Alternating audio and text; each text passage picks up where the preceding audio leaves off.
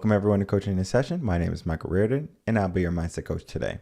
And today we're going to be talking about how can we be stronger, because right now we're living in a world where many people choose to be weak.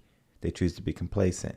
So we just have to figure out how can we help elevate those people to want more in their life.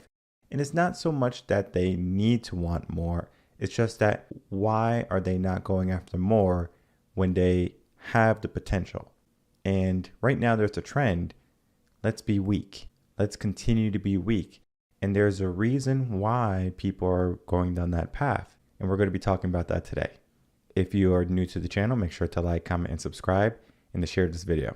When we look at the current state of society, the current state of the world, especially here in America, we have to understand something about the past maybe 100, 200 years. Now, there's a saying, a well-known saying, and it goes like this. Tough times create strong men create easy times create weak men. And there's multiple renditions to that. So tough times are going to create strong men, but how many years does that take? 10, 20, 30, right? Now these strong men have went through all this work to get to the place that they are in. And now they're stronger, of course, right? Yeah, they did some great things and now they're able to have a new life, a new better life, right? But it was a challenging way, a challenging path for them. And now that they're strong and now they have this mentality, I don't want my children to go through the things that I went through. Though that's a good thing, right? You're a good parent. Why in the world are we going to take away that challenge from children? And I talked about this in the podcast, talking about this is what children need. And that's challenge, because weak children are going to be weak leaders when they grow up. So now we have these strong men and they created easy times, and those easy times created weak men, and those weak men are going to create tough times. It's like a cycle. Now, we have to understand something. We can be strong and create easy times, but not create weak people. How do we do that? Right? It sounds like a mystery, because if this is going to be a cycle that society is doing right now, we need to understand just because there's a cycle doesn't mean we can't break it. So many people are going to be operating under, okay, I had such a rough life. I was bullied. I didn't have a dad. I didn't have the love and affection of my friends. I mean, the list can go on. We all have some type of challenge, some type of trauma that has happened in our life. And we have to understand something. That challenge, that turmoil that we had made us who we are. And I often think when I have my kids, and when they're growing up, what do? Do I operate under the mindset, I'm going to make sure this child doesn't have to suffer the way I suffered? Growing up in the ghetto, home burglarized every other month. I mean, wasn't a terrible life. I enjoyed it. It was like camping, especially when we lost electricity. So we would lose electricity. We had no heat. The furnace was broken. We lived in a home in the winter in Connecticut. It's cold. And if we had electricity, we were able to put a little space heater in the bedroom and close the door, and that would create a nice warm pocket. But guess what? If we had to take a shower, it was a cold shower. Or we had to go to the stove, if the stove wasn't broken, warm up water, bring it upstairs into the bathtub, mix it with the cold water, and take a bath. It was a process. But for me, it was not a challenge. I didn't think of, oh, my life is so miserable when I was a child. Not once. Not once did I say, I wish we had a heater. I wish our furnace was fixed. I wish we had power. I wish we had more food to eat. I had just what I needed. I had enough. I saw a picture or video, and this has been around for years, where there was a girl, probably a poor area, poor country. Her mom had made her a cake. And it was just, probably like a store-bought cake with some frosting and some sprinkles, and they had some liters of soda. And when she saw the cake, and when she saw the soda, she started to cry. Why would someone, a young girl, cry just because she got some cake and 2 liters of soda. Here in America, we can probably find enough change on the ground to buy that every single day. If I went out and I purposely looked for change in certain areas, of course, in certain areas you're going to find more change, I could be able to buy those cakes and those sodas. But for her, it was something meaningful. She understood my life is not easy. I understand my mom is struggling. Maybe her dad was struggling if he was in the picture, or if the mom was in the picture, right? It could go both ways. It's the little things that we forget to appreciate. And the fact that someone comes and bullies us, it turns our world around and we say, oh my goodness, I was bullied and I'm a victim. And now we're victims. How is being a victim going to help you in life? It's not. Being a victim is just going to cause you to have more inaction. I'm a victim, I can't do this. And that creates more limiting beliefs. And those limiting beliefs are just going to be anchors and stop you from going toward more in your life. And it's amazing to me, not just what's happening in the world, but just looking around in my own area, how weak people are, how weak-minded they are. They know they have the potential to get whatever they want, to live a better life, yet they allow themselves to have the scraps that the government is throwing at them, that big corporations are throwing at them, and they're okay with it. And I'm not saying to take up a pitchfork and riot and to start protesting. You don't have to do that. What you have to do is you need to look in the mirror and you need to say, I'm not going to be weak anymore. I'm choosing to be strong. And we need to figure out why we are weak. Now, it might be because of your current circumstances. It might be because of past traumas. But what I can tell you is, whatever it is, that's not going to define you, it needs to refine you. There's a difference. If you're going to just say, oh, I was a victim, I was bullied. Okay, well, what are you going to do about it? Are you going to keep on complaining, or are you going to change? And many people are just going to hold that like a poison, and they hold on to it. And now they're so angry.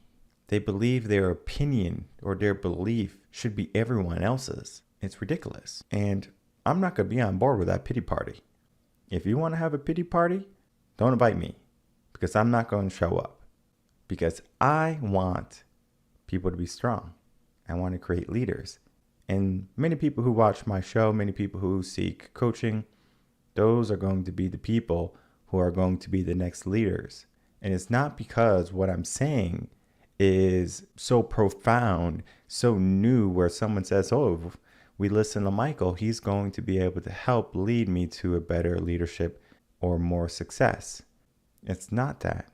It's because you have decided, I'm going to invest in myself. That's the key. That's the seed. I'm going to invest in myself. I'm going to put in the work, regardless of what it takes, regardless of how much work that needs to be done. I'm going to put in the work. Now, what do you do if you have children and they're growing up to be weak? They decide that they're going to have their own pronouns that they believe that they should be called. Okay. I mean, that's your own personal belief, your own opinion, right? You can be called whatever you want. But at the same time, telling people to call you a certain pronoun, that's on the borderline of control. And we have to understand that we shouldn't be controlling people. This is not a mind game. This is a mindset. If you want to be a certain way, go for it. If you don't want to be a certain way, change it. And many people are just operating under mass psychosis, basically. What is the world doing? What is society doing? Let me follow them. I'm going to be just like everyone else so I can fit in, so I'm not an outcast. Well, hell, I want to be an outcast then. I want people to look at me like they did the Wright brothers, like they did Roger Bannister, like they did Neil Armstrong. They didn't have any belief in them. And I don't need anyone to believe in me. I don't need anyone to invest in me. I don't need anyone to hold my hand. I can do that myself. And if you think that you need someone to hold your hand or someone to believe in you, it depends on who it is. Because if you're just going to look at your peers and hope they lead you in the right direction, think again, because they have their own agenda. You might want to look for a mentor or coach. It doesn't matter who you are. You could be left, right, central, black, white, yellow, red, green. It doesn't matter your color. It doesn't matter your religious beliefs. It doesn't matter your culture. All that matters is, do you want to be better in life? Do you want to be stronger? Because if you want to be stronger, head over to reverendconcepts.com and we can get you that coaching you need. Because many people are going down a path where they're going to have a very difficult time in the next 10, 20, 30 years. And their children are going to have even a more difficult time. The good news is your great-grandchildren are probably going to be those strong men again, those strong women again. It's because the cycle has finally went through 2 generations. We got rid of this nonsense, and now we can say, okay, why are people doing this? This doesn't make any sense. I'm suffering. Why do I choose to suffer? And then we have to make sure that the strong men, when they finally come around, that they don't repeat the cycle again. No matter what, if the person's a victim, if the person is bullied, if the person has their own beliefs and opinions, it doesn't matter. They're going to operate under a set of rules that you decide what you will like in life. And when you decide what you like, go for it. And no one's going to stop you. No one can stop you. Because whatever you believe can be possible. And this is not going to be about elections or policies. This is just going to be about society, about the current people. Now, if we look at our current people again, many of them are weak. Many of them choose to be a victim. Many people are distracted. We got dumbed down a little bit with our smartphones, with alcohol, with all the fast food. Many people have become undisciplined. This year was the worst year I have seen since I have been going to the gym. Typically, I would go to the gym and I always get new friends. You know, I see some new people coming in and everyone's trying to get a workout in. And it might be that people are still afraid of COVID. Maybe they're waiting for everything to be over and the government to say it's safe or for a 4th booster shot. I mean, we don't know what they're waiting for, but we can also say maybe they're not waiting for anything. Maybe they just decided to be complacent. Maybe they decided to stay where they are and not push for more in their life. And what that is going to do is not only make their times tough in the future, but their children's time is going to be tough too.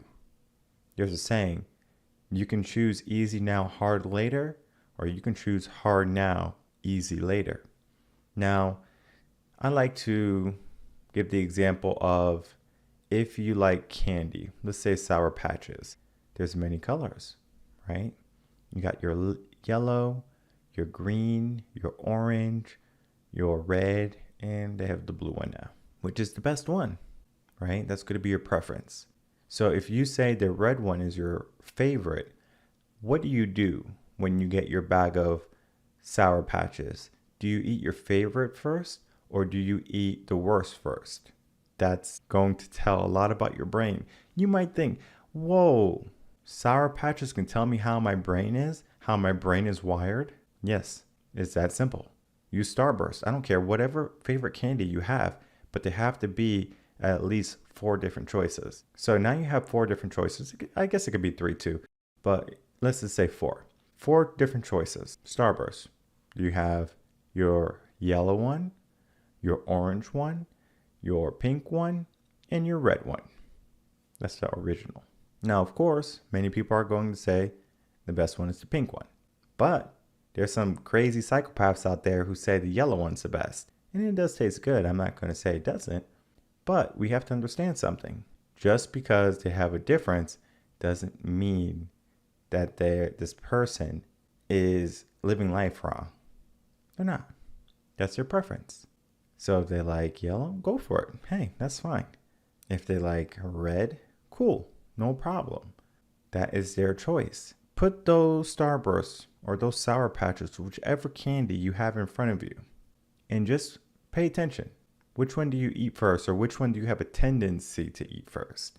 So if you have a tendency to eat your favorite first, you choose easy now. But if you have a tendency to choose your worst first and then your favorites last, you have a tendency to choose hard now, easy later. Now, if you have a tendency to choose hard now, easy later, we're on easy street. You get some coaching, you're going to be all set within maybe 2 months. And I'm talking about you're going to have higher income, you're going to be in better health, better mindset, better relationships within 2 months. If you have that type of mindset where you have hard now, easy later. Now we get into the more challenging one. People who choose easy now, their favorite. So they want their favorite candy first, whether it be Sour Patch, Starburst, whatever the candy is, right? Skittles. But I think Skittles all really taste the same. But hey, whatever. So just knowing that if you're the type of person who chooses to have easy now, your favorite candy now, and hard later, you're going to have a more challenging time changing your mindset. Now, is it possible? Of course it is. We can change any mindset. Any mindset can be changed. It can be altered. That's neuroplasticity. And I'm not sure if I spoke about neuroplasticity yet, but if not, we're going to be talking about that because I do have a blog on it. And when we are in the process of changing our mind, we're actually changing how our brain, the passageways, the way we think, the way we operate. Similar to how if you see a certain color you like, or if you taste a certain food you enjoy, something sparks. You're like, whoa, I like this. Similar to when we are doing actions, we say, this is fun. This is not fun. I don't like this. But how can we enjoy something we don't like? Because it's possible. We do have to find appreciation and a joy, but it's literally we're this rewiring our mind. And that goes into how we're living life. Similar to how we might be in a bad situation right now, we can change that situation, become better, and then have ourselves in a better situation. It's just the switch. How do we do the switch? Do we do the switch? Do we even know about the switch? Do we want to put in the work for the switch? And I encourage people, especially people who are choosing hard now, easy later, right? Get some coaching to get to where you need to quicker, right? Because you're going to get there 100%. It's just how long is it going to take you? Is it going to take you 10 years, 30 years? Do you want to be like Colonel Sanders and 65, have your fame and your glory? No. Enjoy it while you're young. And that's something that we have to start to see, right? We have to see, okay, I'm more focused on what I'm going to do, how I'm going to be every single day. And it's about the small progress we make. Many people don't make any progress in their day. They literally do a repeat every single week. Monday through Friday, they go to work. Saturday and Sunday, they recoup. Maybe they go out and party with friends, stay home, watch movies, play video games. And then on Monday, they do the same thing. And they keep doing that until they either have a routine change, a life change, something sparks some type of trauma and it creates change in their life. But they just do that for so many years. They forget to live. They just allow time to go by. And they're waiting. They're just waiting for nothing. Waiting for death? What are you waiting for? We can be activists and we can be pro for whatever we want. I believe that many people should fight for what they want in life. But how you fight is a big component in your character and in how your viewpoint is going to be looked at. I was watching in Austin the other day, there was a pro-trans rally, I believe. And the people there, of course, if you're part of the rally, they're nice. But if you're opposed to the rally, they're not necessarily too friendly to you. And I can only see this as like modern day segregation, modern day racism, modern day prejudice. Just because someone comes in with a different viewpoint, it doesn't necessarily mean that we should shun them, that we should hate them. Because hate is one of those things that we can't hold on to. Because the more we hate someone, the more we're going to be weighed down, right? That hate is going to be like a poison on the inside, and it's going to make us depressed. All of those negative feelings that we don't need. And I'm not saying that we need to have them eat at our table, but we shouldn't be the type of people to say, I hope they starve. Tupac had a great saying. He said, I want to see them eat, but just not at my table. He had love for everyone. Even if they were beefing, even if they had their differences, he still wanted them to be prosperous. And that's how we should be. We should all be able to prosper. But we do have to have a mindset that's going to be looking at how we can be stronger. How can we be better every single day? Because many people are just taking life as it comes. Many people are just following the crowd. Many people are not even staying true to themselves because they're so worried about a like. They're so worried about what people think. And I always find it interesting. I understand peer acceptance has a huge psychological factor when it comes to what we do, how we think. Even myself, I have to remind myself, wait, why do you care? Why do you care about someone? Right? Like if someone says something mean to me, I go, okay. Or I say, is that so? Okay, not a problem. Right? Okay. My feelings shouldn't be affected by someone else. Because I'm the person who's in charge of my thoughts, my feelings, and my actions. And though they might have influence on them, it doesn't mean they have control. And there's a difference between influence and control. Influence is going to be saying, okay, I don't want you to think about an elephant with 3 legs. And then all of a sudden, now you're thinking about an elephant with 3 legs. Well, this guy is forcing me to think about an elephant with 3 legs. No, I'm not. That's just how the brain works. But then, do I keep thinking about that elephant with 3 legs? Or do I start thinking about what I'm supposed to be doing? My day. And many people ruminate on whatever happened, negative, positive, they ruminate. Now it's nice to ruminate on the positive, but when you do that, you fail to live in the moment. And we do have to understand there's a balance, but we do have to start to live more in the moment. And we still have to pay attention to if we're making progress in life. Whether it be small progress or big progress. It doesn't necessarily matter as long as progress is progress. We have those small victories every single day.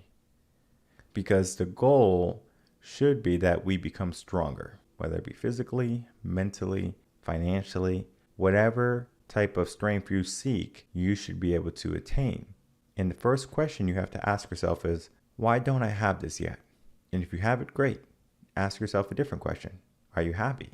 And there's going to be another type of dialogue that steps in. But what we have to do is we have to stop being weak. We have to stop being victims. We have to stop allowing those challenges that we had, get in the way of who we can become. Because those are just roadblocks. I want my child to go through the same exact challenges that I went through because I understand it made me stronger. Now, of course, I'm not going to live without heat or without hot water or electricity. I mean, that's going to be something that they have that they're going to take for granted. Now, of course, I can take them camping. I can tell them my story. I can tell them the wisdom I have learned over the years with lectures, with making sure we communicate. I can do that. And in doing that, I'm going to instill those challenges, those lessons into their mind. And now they can say, wow, that's going to be tough. I don't want that for myself. And sometimes they're not going to have those examples, those influences, those life experiences to go off of. So you have to make sure you're wise as a parent when you're dealing with your children. And if you don't know how to raise children, of course, you can read a book, friend. I mean, there's so many options that you can use to help you raise your children in a more pronounced way. Because mom and dad going to school to fight for a grade that the child didn't earn is not necessarily going to make the child any better.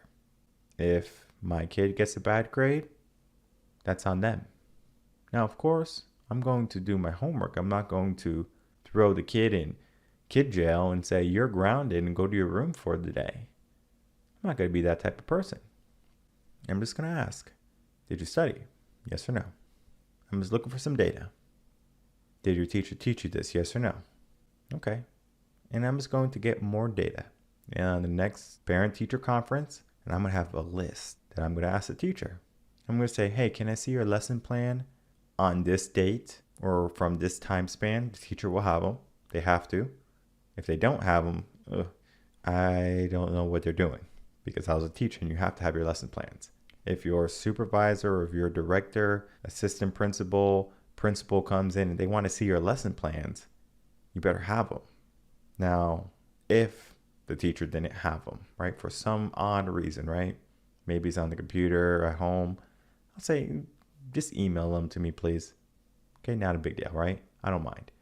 But if they say, sorry, I don't have those, then I'm going to say, well, okay, that's going to be like a strike to you in my mind. I'm not going to tell her out, tell him or her out loud.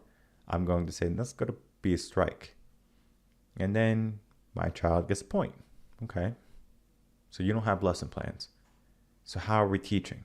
How can we be effective teachers if we don't even know what we're teaching them when we're teaching them? Because we can keep going around teaching them the same thing, but we want to keep making progress. So when did you teach him this? That he's having such a difficult time. Are you able to teach him? Are you teaching him in different ways, whether he be auditory, visual, or kinesthetic type of learner? Now, of course, I understand that education doesn't end once they leave school. It's going to be, even when they get home, education should be prolonged. A kid shouldn't get home and start watching TV. A kid should get home and start doing work, whether it be some type of book work, artwork, music, going outside and playing, physical activity. They should be doing work, not sitting and being stagnant, because that sitting and stagnancy has caused people to be weak, has caused people to remain complacent, because they have gotten to a habit that has made them weak. So how do we get out of that weakness? How can we break free from our comfort zone? How can we break free from our lies and our deceit that we have been telling ourselves all these years? It's going to take a massive amount of work, but we can do it. And we can do it together. We could do it here at Revenant Concepts, or you can do the work solo.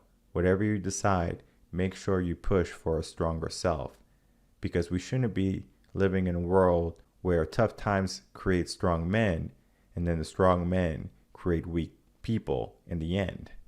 We should be living in a world where the strong men create strong men, and those strong men create more strong men. And we live in a world of strong men with strong minds and a strong belief in themselves and the possibilities that they have. Let's start to get back to that. That should be the new trend. My name is Michael Reardon.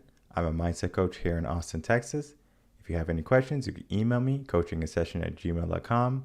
Interested in working with me, head over to revenantconcepts.com. I will see everyone on the next episode of Coaching a Session. Until then, take care.